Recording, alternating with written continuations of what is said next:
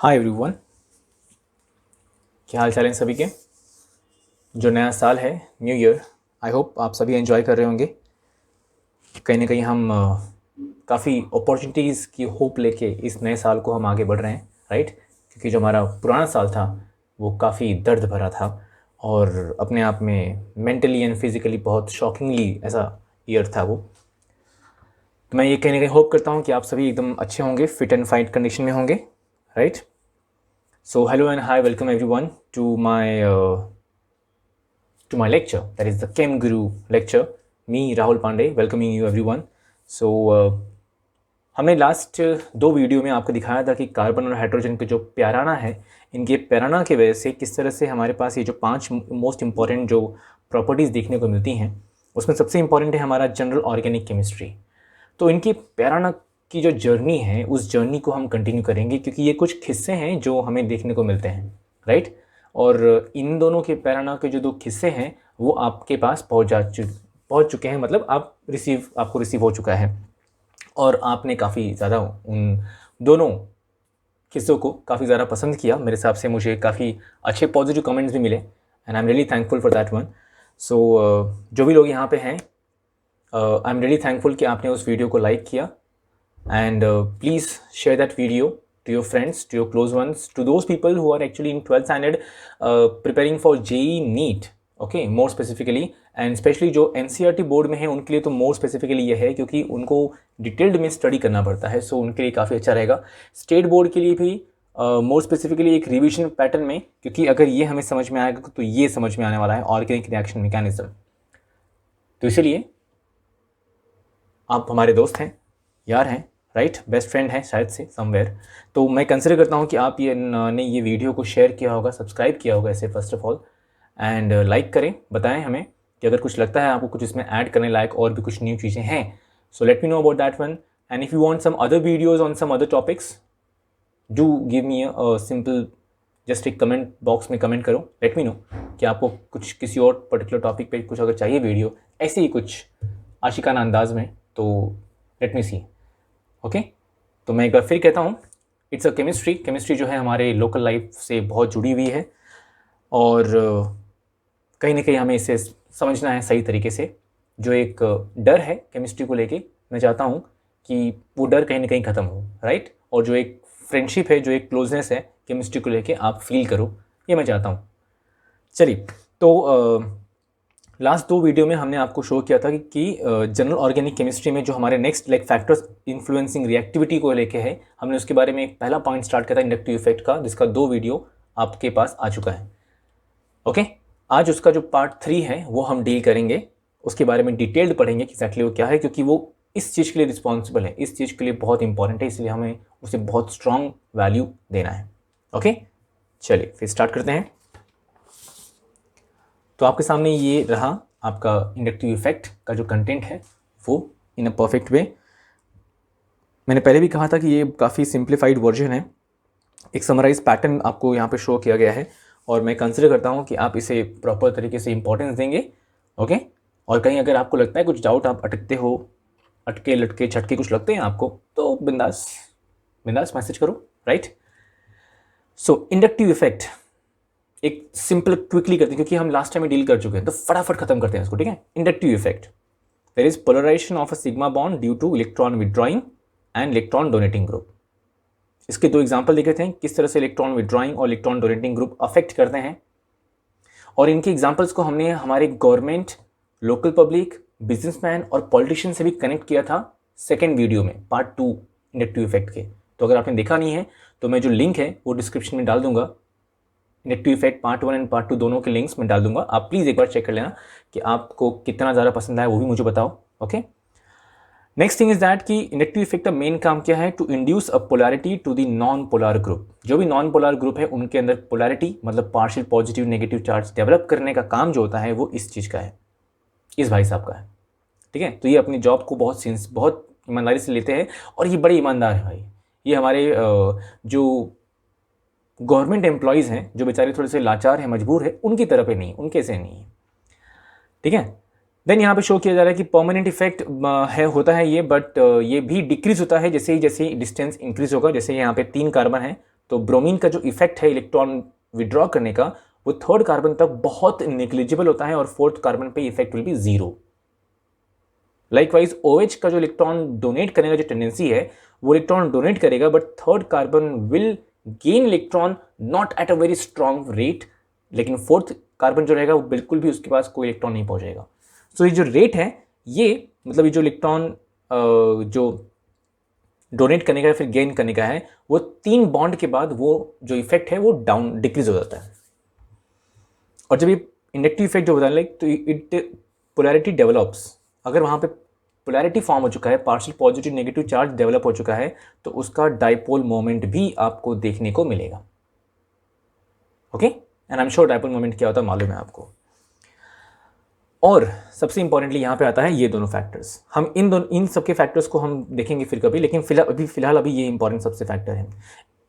Inductive effect based करता है 2 चीज़ों पे, एक होता है based on their ability, that is electron donating group represented as positive I group plus I group, electron withdrawing group represented as negative I group. ठीक है, so positive I group and negative I group. अब ये लोग कौन होते हैं? ठीक है, ये किस खेत को मूली हैं, हमें पहले ये देखना पड़ेगा। क्लियर? चलिए तो फिर वो देखते हैं पहले हम, राइट। सो ये रहा आपका इंडक्टिव इफेक्ट जो है आपका, positive inductive effect and negative inductive effect के 2 टाइप हैं ये। ठीक है, तो जरा इसको मैं क्लियरली यहाँ पे दिखाता हूँ आपको एकदम अच्छे से बेटर तरीके से। सो यहाँ पे अगर आप देख रहे होंगे हेडिंग है हमारा effect of substituents on the reactivity of a benzene ring towards electrophilic substitution, more specifically electrophilic substitution. और यहाँ पे शो किया गया है आपके सामने, ये है एक्टिवेटिंग ग्रुप, ठीक है, और ये है deactivating group. Clear? So activating group means what exactly? It means electron donating group, मतलब वो ग्रुप जो पॉजिटिव इंडक्टिव इफेक्ट या पॉजिटिव रेजोनेंस इफेक्ट या पॉजिटिव मेसोमेरिक इफेक्ट शो करने के लिए रिस्पॉन्सिबल है। अब ये रहे आपके list of the groups.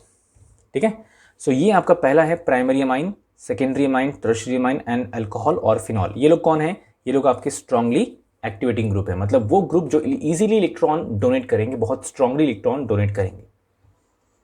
Next है आपके ये ether, primary amide, secondary amide, tertiary amide and your Easter. ये लोग हैं मॉडरेटली एक्टिवेटिंग ग्रुप, जो इलेक्ट्रॉन डोनेट करेंगे लेकिन इससे थोड़ा सा कम। और यहाँ पे मोर स्पेसिफिकली मैं आपका ध्यान यहाँ पे आकर्षित करूँगा सीधे ईस्टर की तरफ। ईस्टर एक आपका एक्टिवेटिंग ग्रुप में भी ईस्टर है और एक डीएक्टिवेटिंग ग्रुप में भी नीचे है, वहाँ भी ईस्टर है। ठीक है, शो करूँ, दिख रहे हैं यहाँ पे ये आपका ये ईस्टर ग्रुप। सो एक ईस्टर यहाँ भी है और एक ईस्टर यहाँ भी है। अब दोनों में फ़र्क क्या है?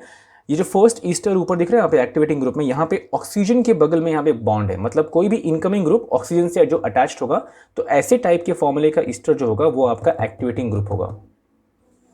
और ये वाले केस में जो आपका यहाँ पे ईस्टर है, ईस्टर में कार्बन के बगल में एक बॉन्ड है, मतलब वो वाला जो होगा वो आपका डीएक्टिवेटिंग ग्रुप होगा। तो पहले हम यहाँ फोकस करते हैं। फिर ये है वीकली एक्टिवेटिंग ग्रुप। ये जो ग्रुप्स है ना, ये ग्रुप्स रिस्पॉन्सिबल हैं आपके किसी भी कंपाउंड के रिएक्टिविटी के लिए, फर्स्ट थिंग। ठीक है, सेकेंड थिंग उसकी स्टेबिलिटी के लिए, थर्ड थिंग उसके एसिडिक स्ट्रेंथ के लिए, फोर्थ थिंग उसके बेसिक स्ट्रेंथ के लिए। Okay, and fifth thing reaction exactly जो इन कोई भी इनकमिंग ग्रुप होगा तो वो एग्जैक्टली कहाँ पे जाके बॉन्ड फॉर्म करेगा, कौन से पोजीशन पे बेंजीन के कौन से कार्बन पे, वो डिसाइड करेंगे ये लोग।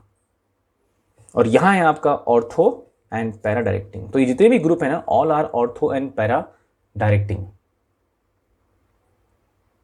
इसका मीनिंग क्या होता है? इसका मीनिंग ये है, मैं आपको नीचे यहाँ पे 2 एग्जांपल शो करता हूँ। यहाँ पे मान लो कि आपके पास कंपाउंड है ऊपर यहाँ पे OH, ये कौन है? फिनॉल। ठीक है, ये कंपाउंड कौन है? फिनॉल। फिनॉल का सपोज मान लो आपको यहाँ पे करना है नाइट्रेशन। क्या करना है? नाइट्रेशन। जब फिनॉल का आप नाइट्रेशन करोगे तो फिनॉल के बेंजीन में 5 कार्बन अवेलेबल है, क्योंकि यहाँ पे नाइट्रेशन मतलब यहाँ पे क्या होने वाला है? सब्स्टिट्यूशन होने वाला है, इलेक्ट्रोफिलिक सब्स्टिट्यूशन। तो नाइट्रो ग्रुप बेंजीन के 5 कार्बन में से किसी कार्बन के पास जाके बॉन्ड बनाएगा, बट कंडीशन ये सिचुएशन क्या आता है कि OH जो है आपका, वो OH कौन सा ग्रुप है आपका, एक्टिवेटिंग ग्रुप है। और अगर ये एक्टिवेटिंग ग्रुप है तो ये ortho and para directing group है। मतलब कि OH जो ग्रुप है ना फिनॉल में, वो बेंजीन के ऑर्थो एंड पैरा पोजीशंस को एक्टिवेट करेगा। तो अब सवाल ये है कि ऑर्थो एंड पैरा पोजीशंस कौन कौन से हैं। तो बेंजीन में carbon number 2 and carbon number 6 they are ortho position, carbon number 1 and carbon number 4 they are para position, and carbon number 3 and carbon number 5 they are meta position. और यहाँ पे carbon number 1 जो para position है, यहाँ पे तो OH आ चुका है, मतलब बेंजीन का ये कार्बन नंबर 2, ये कार्बन नंबर 4 और ये कार्बन नंबर 6, ये 3 पोजीशंस फिलहाल खाली हैं। तो नाइट्रो ग्रुप कोई भी इन दोनों में से किसी की जगह पे जाएगा। तो यहाँ पे तो आपका OH है और ये एक कंपाउंड फॉर्म होता है ये। तो यहाँ पे 2 कंपाउंड्स की पॉसिबिलिटी है, ठीक है। यहाँ पे OH और ये आया यहाँ पे नाइट्रो ग्रुप, समझ में आया। तो 2 कंपाउंड्स की पॉसिबिलिटी है। तो इस तरह से नाइट्रो ग्रुप ऑर्थो पोजीशन पे गया या फिर पैरा पोजीशन पे जाएगा। तो ये डिसाइड कौन करेगा ऑर्थो या पैरा पे जाएगा, वो डिसाइड करेगा हमारा OH। समझ में आया क्या। इसलिए इनको बोलते हैं हम ऑर्थो पैरा डायरेक्टिंग।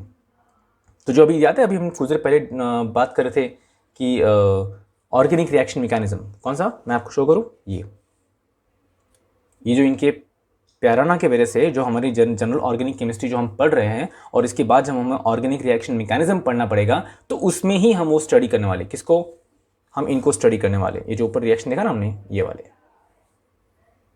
ये दोनों ही रिस्पॉन्सिबल हैं। इन दोनों को पकड़ो मारो, किसी दिन मिल गए ना ये दोनों, तो ये दोनों की बैंड बजने वाली लिटरली, ठीक है। तो रिएक्शन मैकेनिज्म्स में आपको ये देखने को मिलेगा। सेम वे जैसे अगर हम आगे बढ़े तो हमारे पास है नेक्स्ट है डीएक्टिवेटिंग ग्रुप। डीएक्टिवेटिंग ग्रुप मतलब इलेक्ट्रॉन विड्रॉइंग ग्रुप। और इलेक्ट्रॉन विड्रॉइंग ग्रुप जो भी रहेंगे वो कौन सा इफेक्ट शो करेंगे, ये negative inductive effect, negative resonance effect and negative mesomeric effect. और ये इस इफेक्ट के लिए कौन रिस्पॉन्सिबल है, तो ये सारे ग्रुप्स रिस्पॉन्सिबल हैं। स्टार्टिंग जो 4 हैलोजेंस हमारे हैं वो वीकली डीएक्टिवेटिंग है, मतलब वो उतना इलेक्ट्रॉन विड्रॉ करेंगे लेकिन बहुत स्ट्रांगली नहीं, ठीक है। और जो लास्ट में नाइट्रो ग्रुप है वो हमारा स्ट्रांगली डीएक्टिवेटिंग है। और बीच में हमारे जो aldehyde, ketones, Easter, carboxylic acid, ये लोग हमारे मॉडरेटली डीएक्टिवेटिंग। और यहाँ शो किया गया है, अगर आप देखोगे तो चारों जो हमारे हैलोजेंस हैं वो लोग ऑर्थो एंड पैरा डायरेक्टिंग हैं, जस्ट लाइक ऊपर अभी पढ़ा था हमने यहाँ पे वो। और ये जो है from aldehyde to nitro they are meta directing, they are meta directing. अब ये क्या होता है इसका भी मैं आपको एक शॉर्ट सा एग्जाम्पल दिखाता हूँ। अब एग्जाम्पल ये है कि मान लो यहाँ पे है अल्डिहाइड, क्या है अल्डिहाइड, बेंजल्डिहाइड। इसका भी आपने क्या किया, यहाँ पे आप करोगे नाइट्रेशन, नाइट्रो ग्रुप होगा, यहाँ भी इलेक्ट्रोफिलिक सब्स्टिट्यूशन शो करेंगे।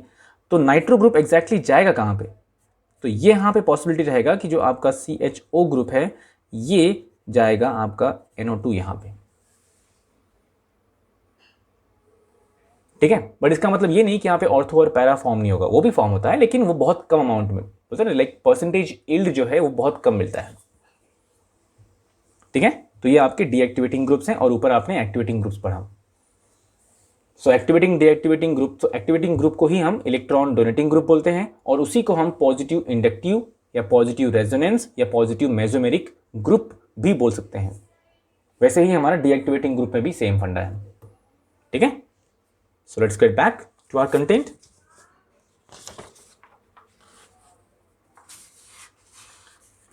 तो ये हमारा कंटेंट है जो अभी हम स्टडी कर रहे थे। सो यहाँ पे क्या बोला हमने कि एबिलिटी क्या है इंडक्टिव इफेक्ट की, कि वो पॉजिटिव इंडक्टिव इफेक्ट शो करेगा, मतलब इलेक्ट्रॉन डोनेटिंग ग्रुप बिहेव करेगा, या फिर इलेक्ट्रॉन विड्रॉइंग ग्रुप बिहेव करके नेगेटिव इंडक्टिव इफेक्ट शो करेगा। और यहाँ पे क्या बोल रहे हैं हम लोग कि अगर कोई भी किसी भी कंपाउंड के अंदर अगर इलेक्ट्रॉन डोनेटिंग ग्रुप, मतलब कि अगर पॉजिटिव इंडक्टिव ग्रुप वहाँ प्रेजेंट होगा तो उस कंपाउंड का एसिडिक स्ट्रेंथ लो रहेगा और उस कंपाउंड का basic strength will be very high. If any compound is having electron donating group in large amount or positive inductive effect positive inductive group in large amount, तो उसका acidic strength कम रहेगा और basic strength ज़्यादा रहेगा। वहीं पे उल्टा फंडा रहेगा, इलेक्ट्रॉन विड्रॉइंग ग्रुप अगर प्रेजेंट रहा, मतलब in short negative inductive group present रहा, तो एसिडिक स्ट्रेंथ को वो ज़्यादा हाई करेगा और बेसिक स्ट्रेंथ को वो लो करेगा। क्योंकि एसिडिक स्ट्रेंथ मतलब क्या मालूम है क्या? एसिडिक स्ट्रेंथ मतलब कंपाउंड के पास जितना हो सके उतना पॉजिटिव चार्ज डेवलप हो। जितना ज़्यादा पॉजिटिविटी वहाँ रहेगा, जितना ज़्यादा पॉजिटिव चार्ज डेवलप होगा, उतना ज़्यादा उसका एसिडिक स्ट्रेंथ होगा। और जितना ज़्यादा नेगेटिव चार्ज, नेगेटिविटी डेवलप होगा, उतना ज़्यादा वो बेसिक स्ट्रेंथ की तरह बिहेव करेगा, उसका बेसिक स्ट्रेंथ ज़्यादा होगा। समझ में आया? अच्छा, अब यहाँ पे हम क्या शो कर रहे हैं कि अगर आपको हाई एसिडिटी चाहिए, if you want high acidity, so just follow the arrow. If you want the following compound should a very good acidic strength, should show very high acidic strength, तो वो जिस कंपाउंड से attached है उस compound के अंदर जो electronegative element है उसका इलेक्ट्रोनेगेटिविटी ज़्यादा होना चाहिए। ओके, मैं आपको एग्जांपल शो करता हूँ और जो ये लास्ट के स्टेटमेंट्स हैं उनको हम ऐसे ही रखते हैं और मैं आपको एक एग्जांपल यहाँ पे इसके हिसाब से शो करता हूँ। ये किसके लिए स्टेटमेंट है? ये स्पेसिफिकली इसके लिए, हाई एसिडिटी मतलब हाई एसिडिक स्ट्रेंथ के लिए जिस जो एलिमेंट साथ में है उसका इलेक्ट्रोनेगेटिविटी एलिमेंट का इलेक्ट्रोनेगेटिविटी ज़्यादा होना चाहिए। मैं आपको एग्जांपल दिखाता हूँ अभी।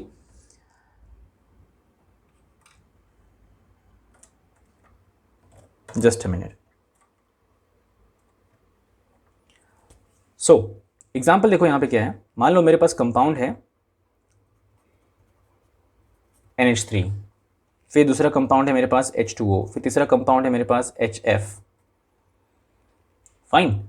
अभी यहाँ पे अगर आपको वैल्यू मालूम है तो आपका कुछ काम जरा सही से बन पाएगा। यहाँ जो फ्लोरीन है उसका इलेक्ट्रोनेगेटिविटी है 4.0, ऑक्सीजन का इलेक्ट्रोनेगेटिविटी है 3.5 और नाइट्रोजन का इलेक्ट्रोनेगेटिविटी है 3.0। और हमने यहाँ पे क्या लिखा है कि एसिडिक स्ट्रेंथ ज़्यादा कब होगा? जब वहाँ पे कोई हाईली इलेक्ट्रोनेगेटिव एलिमेंट प्रेजेंट रहेगा तब। और यहाँ अगर आप ऑब्जर्व करो तो फ्लोरीन की इलेक्ट्रोनेगेटिविटी ज़्यादा है, so hydrogen attach to highly electronegative element that will be more acidic. So ये स्ट्रॉन्ग एसिड है, ये मीडियम एसिड है और ये आपका वीक एसिड है। समझ में आया क्या? ठीक है, क्योंकि यहाँ पे इलेक्ट्रोनेगेटिव एलिमेंट जो है उसकी इलेक्ट्रोनेगेटिविटी ज़्यादा है। नेक्स्ट क्या पॉइंट बोल रहा है कि decreases with increasing distance, decreases with increasing distance. मैं आपको एक एग्जांपल शो करता हूं अगेन। यहां पे एक एग्जांपल है that is CH3 CH2 CH2 COOH। इसका नाम क्या मालूम है? Butanoic acid. क्या नाम है? Butanoic acid. इसी का एक डेरिवेटिव है CH3 CH2 CH2O। Just a minute, मुझे एक करेक्शन करना पड़ेगा। इसको यहाँ पे सिर्फ CH करते हैं, जस्ट CH, और यहाँ पे लिखते हैं हम लोग OH। फाइन। अब इसका नाम क्या है? इसका नाम है हमारा that is three hydroxy butanoic acid. Clear? तो मान लो कि इसको हमने नंबर दिया 1 और इसको हमने नंबरिंग दिया 2। अभी फर्स्ट कंपाउंड में अगर देखोगे तो यहाँ पे कार्बोक्सिलिक एसिड, ये जो कंपाउंड हमारा जो एसिड कंपाउंड है, इसके अंदर कोई भी इलेक्ट्रॉन विड्रॉइंग ग्रुप प्रेजेंट है क्या? यहाँ पे नहीं। कोई भी इलेक्ट्रॉन डोनेटिंग ग्रुप प्रेजेंट है? नहीं। नेक्स्ट कंपाउंड में कार्बोक्सिलिक एसिड जो है पूरा हमारा एसिडिक कंपाउंड, इसके अंदर हमारे पास एक इलेक्ट्रॉन डोनेटिंग ग्रुप प्रेजेंट है, वो कौन है? OH। ओके, अब इसका मीनिंग क्या है? देखो, इलेक्ट्रॉन डोनेटिंग ग्रुप यहां प्रेजेंट है, तो इलेक्ट्रॉन डोनेटिंग ग्रुप यहां प्रेजेंट है कार्बोक्सिलिक एसिड के काफी नजदीक है, राइट? यहां पे कार्बन एग्जांपल 1 में कार्बन नंबर 1 के पास कोई भी इलेक्ट्रॉन डोनेटिंग ग्रुप प्रेजेंट नहीं था, और यहां पे एग्जांपल नंबर 2 में कार्बन नंबर 3 के पास एक OH ग्रुप है। इलेक्ट्रॉन डोनेटिंग ग्रुप है, इसके वजह से इस कंपाउंड का एसिडिक स्ट्रेंथ हो जाएगा डिक्रीज। क्यों? क्योंकि हमने क्या पढ़ा था अभी जस्ट, ये देखो यहां क्या लिखा है कि इलेक्ट्रॉन डोनेटिंग ग्रुप अगर प्रेजेंट रहा, ओके, अगर इलेक्ट्रॉन डोनेटिंग ग्रुप प्रेजेंट रहा तो एसिडिक स्ट्रेंथ क्या होगा? कम होगा, और बेसिक स्ट्रेंथ क्या होगा?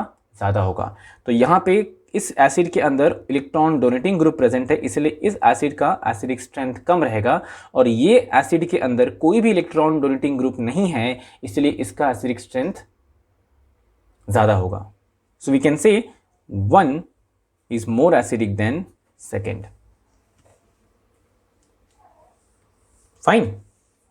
Let's take one more example. इस सेम एग्जाम्पल से हम नेक्स्ट एग्जाम्पल लेते हैं। तो हमने एग्जाम्पल लिया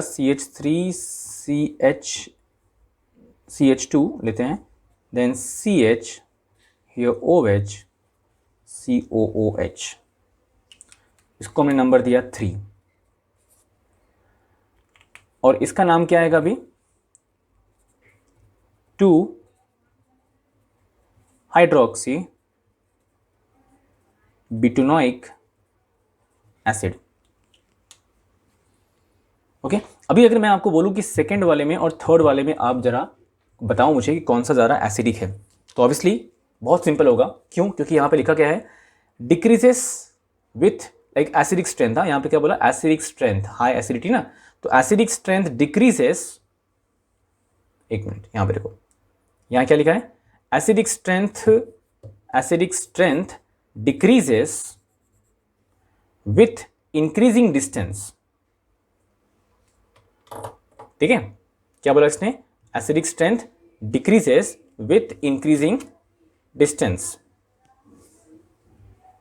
विथ इंक्रीजिंग डिस्टेंस। अभी यहां जरा आप ऑब्जर्व करो कि ये एग्जाम्पल में OH ग्रुप कौन से कार्बन पे है? ये carbon number 1, carbon number 2, carbon number 3। यहाँ पे कार्बन नंबर 3 पे OH है। यहाँ पे OH ग्रुप कौन से कार्बन पे है? 1 and 2। सो कार्बन नंबर 2 पे OH है। दैट मीन्स कार्बन जो OH ग्रुप है वो OH group carboxylic acid group के बहुत नज़दीक है। इसके बहुत नज़दीक है, तो अगर जितना ज़्यादा नज़दीक रहेगा उतना ज़्यादा उसका एसिडिक स्ट्रेंथ कम होगा। ये वही लिखा है उसने। ओके, मतलब कार्बोक्सिलिक एसिड की ये बहुत ज़्यादा कहीं ना कहीं पे जो डिस्टेंस आ रहा है उसका, वो काफ़ी कहीं ना कहीं नज़दीक आ रहे हैं। They are getting close. जितना क्लोज रहेगा उतना ज़्यादा उसका जो एसिडिक स्ट्रेंथ रहेगा वो कम होगा। सो अगर हमने इसको कंपेयर किया एग्जाम्पल 2 एंड एग्जाम्पल 3 में अगर कंपेरिजन करते हो, सो 2 इज मोर एसिडिक देन 3, क्योंकि यहाँ पे OH ग्रुप कार्बोक्सिलिक एसिड से दूर है, तो इसके एसिडिक स्ट्रेंथ को ज़्यादा प्रॉब्लम नहीं होता है। वहीं पे OH ग्रुप कार्बोक्सिलिक एसिड से बहुत नज़दीक है, इसलिए उसके एसिडिक स्ट्रेंथ को थोड़ा प्रॉब्लम होता है। सो 2 is more acidic then 3। Okay, तो ये आपका एक सिंप्लीफाइड फॉर्म में एग्जाम्पल यहाँ पे शो किया। Let's get back to our content. तो इसी का वाइस वर्सा यहाँ पे उल्टा हो जाएगा, इसके लिए वाइस वर्सा। फाइन। नेक्स्ट यहाँ पे हमारे पास है stabilities of carbocation, stabilities of carbon free radicals and stabilities of carbanions, जिसका हम शो करेंगे ऐसा।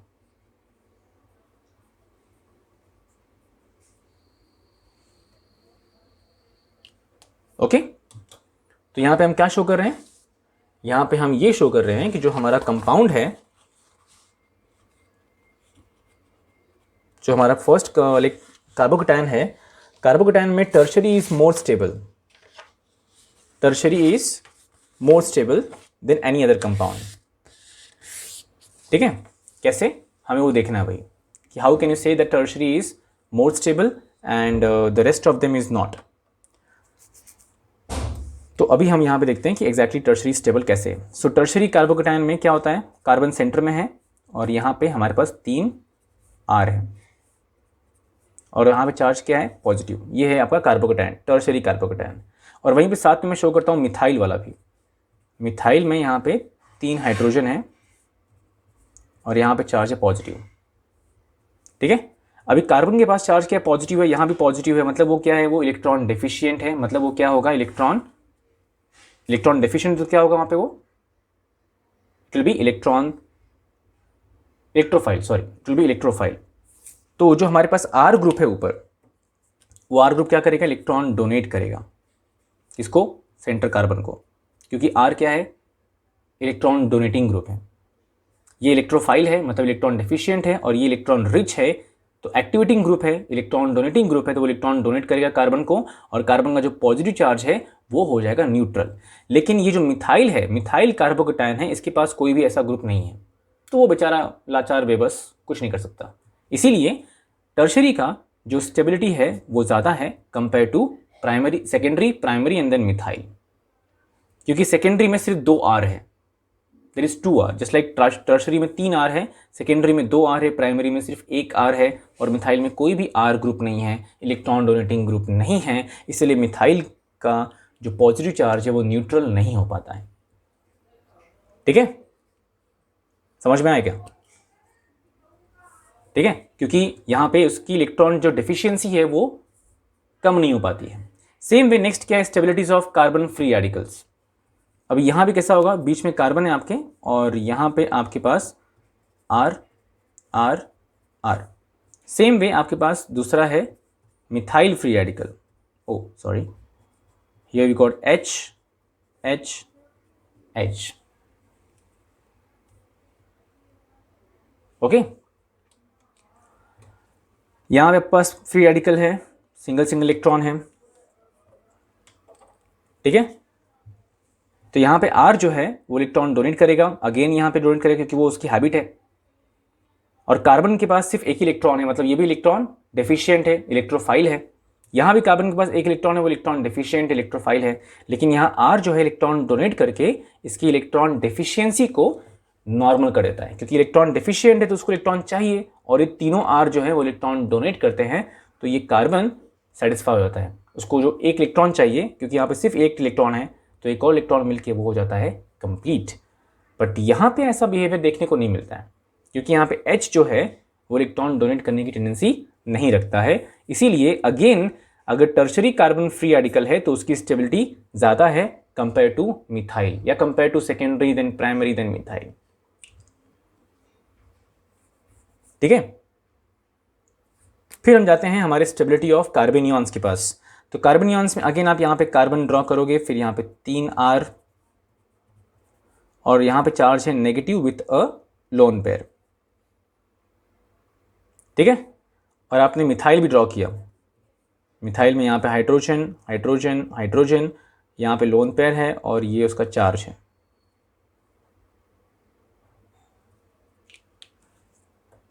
ठीक है, अब यहाँ क्या होता है कि in the case of carbanion, carbon is already having 2 electrons, 2 electrons extra हैं उसके पास चार्ज नेगेटिव है, मतलब वो इलेक्ट्रोफाइल नहीं है, अब वो न्यूक्लियोफाइल है, इलेक्ट्रॉन रिच है वो। और ये जो R हैं ये लोग अपने आदत से मजबूर हैं, वो इलेक्ट्रॉन डोनेट करेंगे, और इलेक्ट्रॉन डोनेट किया तो कार्बन विल बिकम अनस्टेबल, क्योंकि इलेक्ट्रॉन डोनेट करेंगे तो ये कार्बन के पास ऑलरेडी इलेक्ट्रॉन है, वो और इलेक्ट्रॉन लेगा तो वो हो जाएगा अनस्टेबल। याद है अभी जस्ट एक इंस्टाग्राम पे एक रील चला है कि एक बंदा है वो मतलब ऐसा खड़ा रहता है और कुछ कपकेक्स वगैरह या फिर कुछ डोनट्स उसके मुंह में जाते हैं, लाइक, और वो बोलते हैं नानी बस करो, नानी बस करो, भी बहुत बहुत खा ले, नानी बहुत खा ले, अरे बस करो नानी, अरे नानी नहीं, अरे नानी नहीं। देखा होगा आपने वो रील, राइट? और उसका दिन इतना खा लेता है कि उसका पूरा जो मुंह है वो फूल जाता है। कुछ वही सीन यहाँ भी है। यहाँ जो हमारे R है ना, कंसिडर करो कि R कौन है, ये हमारी नानियाँ हैं। सो कार्बेनियॉन्स में R जो है वो नानियाँ हैं, और ये कार्बन को इलेक्ट्रॉन देते हैं और कार्बन के पास बहुत सारा इलेक्ट्रॉन आ जाता है, तो वो हो जाता है अनस्टेबल। वहीं पे जो हमारा मिथाइल कार्बेनियॉन है उसको ऐसा कोई प्रॉब्लम नहीं, क्योंकि उसके पास R है ही नहीं, तो वो स्टेबल है। इसीलिए यहाँ पे स्टेबिलिटी ऑफ कार्बेनियॉन्स में tertiary is more stable than secondary then primary then methyl, sorry methyl is more stable compare to the tertiary. So carbocation में फ्री रेडिकल्स में हमें दिखता है कि tertiary is more stable than methyl, and carbanions में methyl is more stable than tertiary. And then we'll study the acidic strength and basic strength of the amines in the next session and the last part of this particular video, part 4 of this video. Okay? So I hope so. आप कहीं ना कहीं इस lecture से कुछ ना कुछ सीखे होंगे, आपने एंजॉय किया रहेगा और कनेक्ट किया होगा अपनी लोकल लाइफ से भी। ओके? और मैं कंसिडर करता हूँ कि अगर कुछ आगे आपको फ्यूचर में डाउट आता है so will have a good understanding interaction और हम सॉल्व करेंगे। सो गाइज यहाँ पे आज इस सेशन को एंड करते हैं, मिलते हैं नेक्स्ट सेशन में। तब तक के लिए आप एंजॉय करो, be curious and always try to explore something in every field, okay. And please बिंदास वहाँ पे लाइक्स ठोको, ज़रा सब्सक्राइब करो, बेल आइकन दबाओ और ज़रा प्लीज़ शेयर करो, बिकॉज ये बहुत ज़्यादा फ़ायदेमंद होगा उन लोगों के लिए जो लोग अभी इन एग्ज़ाम देने के मूड में हैं, जेई नीट के और 12th के बोर्ड देने वाले हैं। Bye everyone, take care and take care of yourself, take care of your parents, bye bye.